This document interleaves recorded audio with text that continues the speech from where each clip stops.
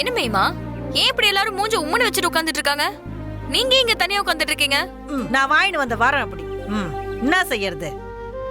இப்ப மட்டுமா நான் தனியாகிறேன்? எப்பயும் நான் தனிதான். அப்படிலாம் சொல்லாதீங்க மாயமா, உங்களுக்கு நாங்க இருக்கோம்.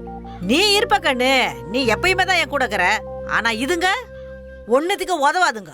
ஒதிய மரம் பெருத்தினா பிரயோஜனம், உத்தரத்துக்கு உதவாத. அப்படிதான் ஆயிடுச்சு என் கதை. ஏதோ வருத்தத்துல இருக்கீங்கன்னு தெரியுது. என்ன நடந்துச்சுன்னு கொஞ்சம் சொல்லுங்க மேமா.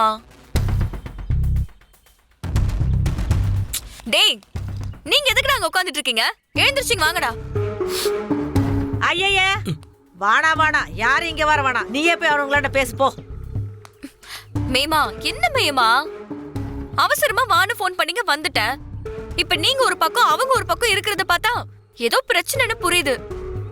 எனக்கு என்னமா பிரச்சனை? நீ ஏன் சொல்லு. நீ எட்டு குட்ட பொண்ணு போட்டோ எல்லாருக்கும் புடிச்சிருந்தது இல்ல? பிரபாவுக்கு தான் பிடிச்சிருந்துச்சு.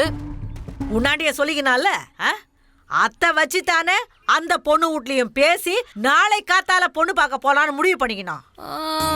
ஆமா. இப்ப திடுதிப்புன்னு பொண்ணு பார்க்க வரமாட்டேன்னு சொல்லிக்கிறாமா.